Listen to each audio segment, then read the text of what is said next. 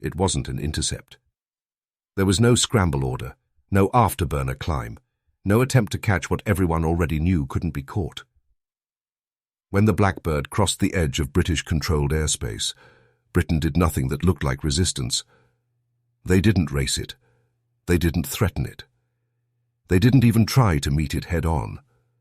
Instead, they watched, measured, calculated. Because chasing the fastest aircraft ever built was pointless. Understanding it wasn't. And that decision, quiet, unglamorous, almost invisible, did more to expose the limits of the SR-71 than any missile ever could. When the SR-71 Blackbird appeared on British radar, nobody panicked. That alone was unusual. The aircraft was already a legend by the time it reached the edges of UK-controlled airspace.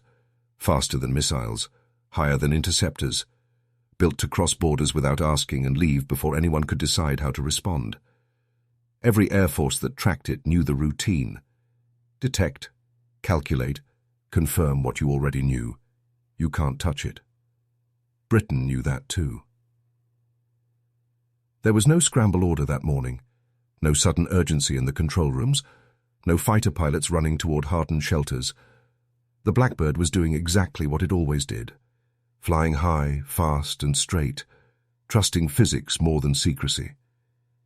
What made this moment different wasn't the aircraft. It was the response. British controllers didn't try to chase the SR-71 because chasing implied competition, and competition implied hope. There was none of that.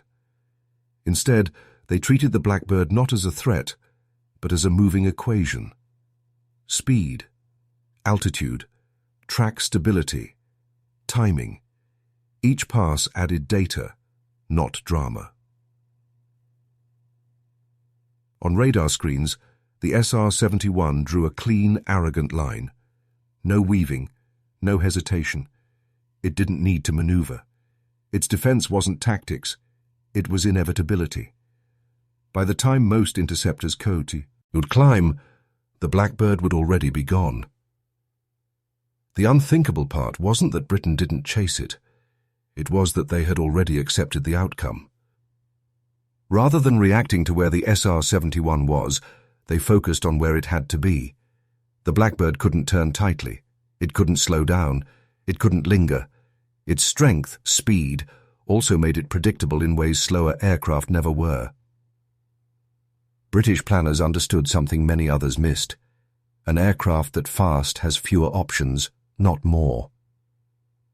So while the SR-71 passed overhead, Britain watched silently. Every second of flight refined their understanding. Every overflight sharpened timelines.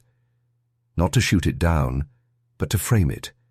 To see how it fit into airspace that wasn't built for spectacle, but for control. There was no meeting in the sky. No dramatic convergence of contrails. The Blackbird never knew it was being studied so closely, because nothing about the air around it changed. That was intentional. Any visible reaction would have told the Americans something. Silence told them nothing. And that silence mattered. By the time the SR-71 exited the area, Britain had what it wanted. Not a victory, not a headline, but clarity. They had confirmed what could and couldn't be influenced, what was fixed and what wasn't. The Blackbird remained untouchable, but no longer mysterious. Later, analysts would describe the encounter as uneventful. That was the point. Britain hadn't challenged the SR-71 in the air. They had challenged the assumptions around it. And that quiet decision, made long before any aircraft took off, was the moment the Blackbird stopped being untouchable in theory, even if it remained so in practice. The sky returned to normal. But British air defense thinking didn't. Speed had always been the Blackbird's shield. Mach 3 wasn't just fast, it was decisive. It collapsed reaction time, erased pursuit, and turned air defense into an academic exercise. By the time a response formed, the SR-71 would already be over the horizon. That reputation followed it everywhere, including over Britain. but speed has a cost. At Mach 3, the Blackbird didn't fly freely. It flew within limits, narrow ones. Altitude bands mattered. Turns were expensive. Deviations weren't tactical choices. They were structural negotiations with heat, fuel, and physics. The aircraft wasn't agile. It was optimized. British analysts knew this long before the first overflight.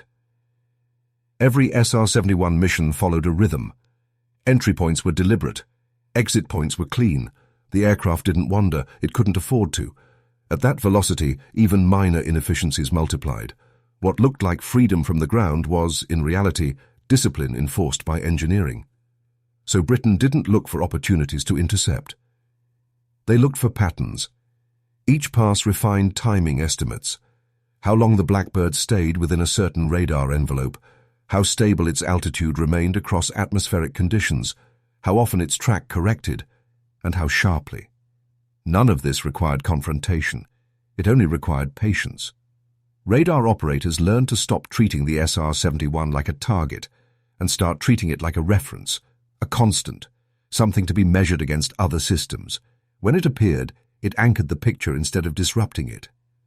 That was the unthinkable shift. Instead of asking, "How do we stop this?" Britain asked, "What does this force us to become?" The answer wasn't faster aircraft or riskier intercepts.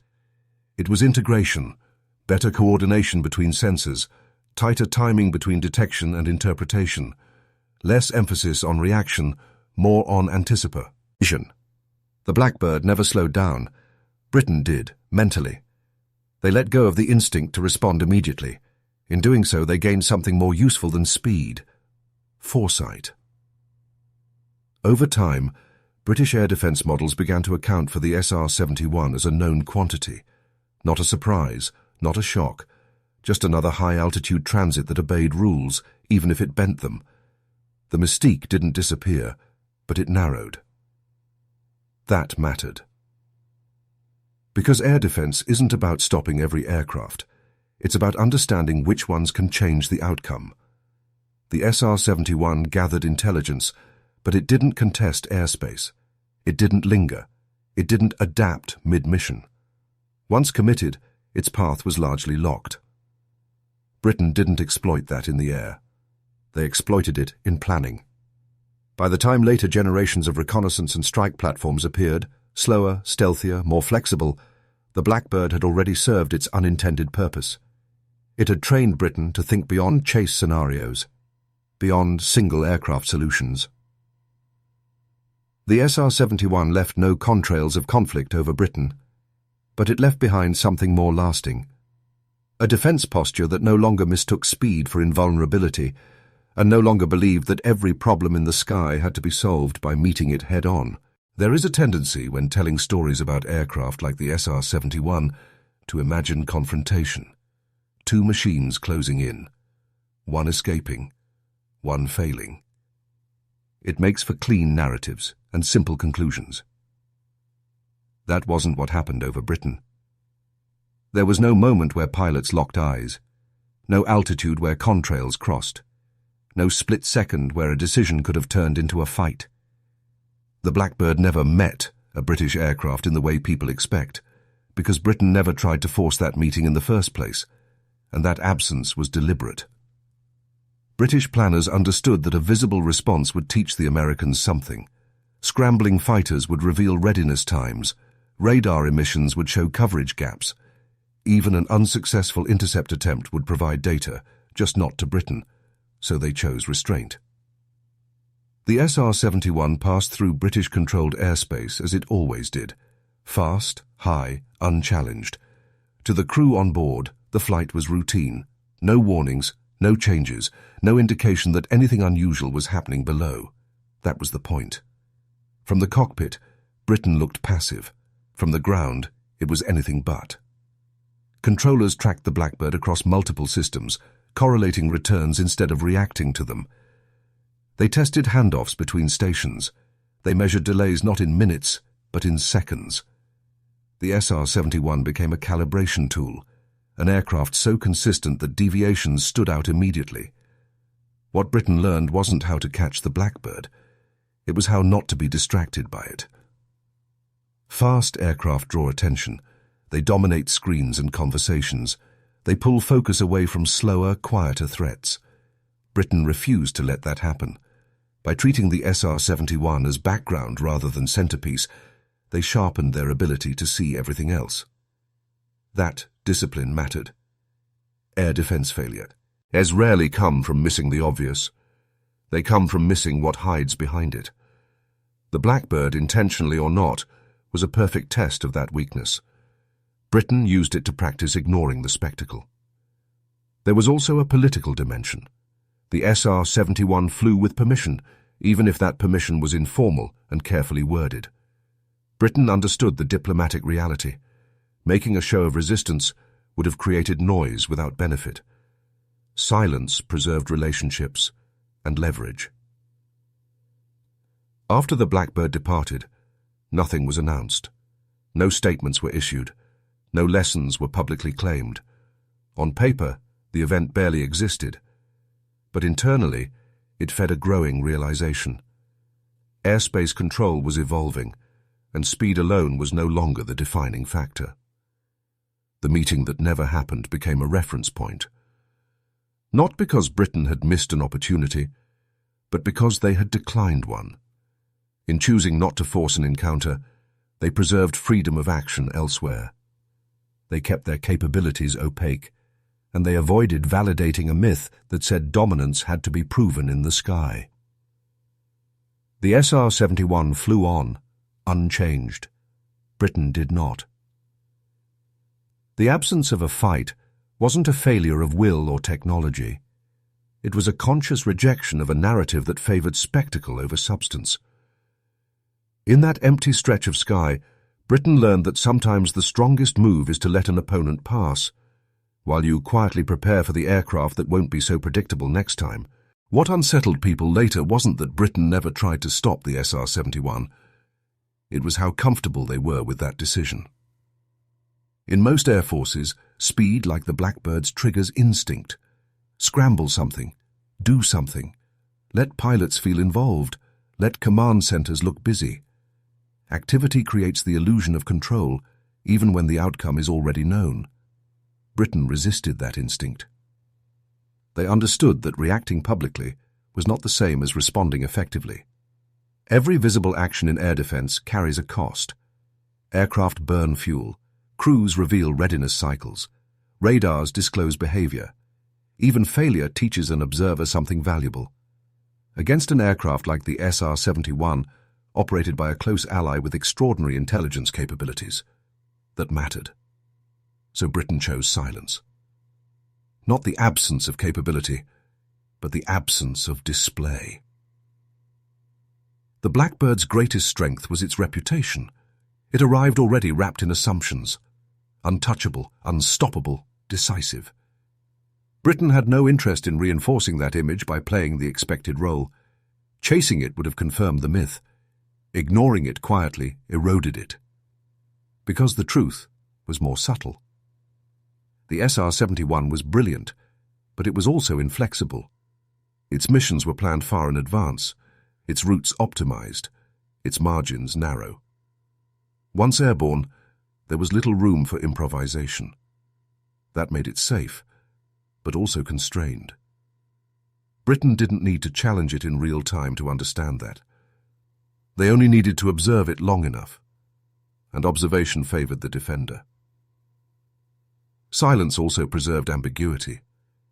The Americans never received confirmation of how much Britain saw, how quickly information moved, or how integrated their systems really were. The absence of reaction made it harder to judge effectiveness. That uncertainty was useful. It discouraged assumptions on both sides. Inside British defence circles, the lesson hardened into doctrine. Not every intrusion required a response. Not every capability needed to be demonstrated. Control didn't always look like interception. Sometimes it looked like confidence. That mindset would outlast the Blackbird. As airspace became more crowded and threats more complex, Britain leaned into what the SR-71 episode had reinforced. Integration mattered more than individual performance. Knowing when not to act, became as important as knowing how. The Blackbird never noticed any of this. From its cockpit, Britain was just another stretch of quiet sky. The aircraft came and went, unchanged, unaware that it had become a benchmark rather than a challenge. That was the unthinkable part. Not that Britain didn't chase the SR-71, but that they never needed to. They had already accepted the limits of spectacle and chosen something harder: patience, restraint, and long-term advantage. In aviation history, silence is often mistaken for weakness. Over Britain, it was the opposite.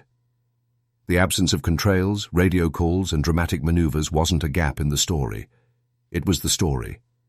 A reminder that the most consequential decisions in air defense are often made long before an aircraft appears and long after it's gone.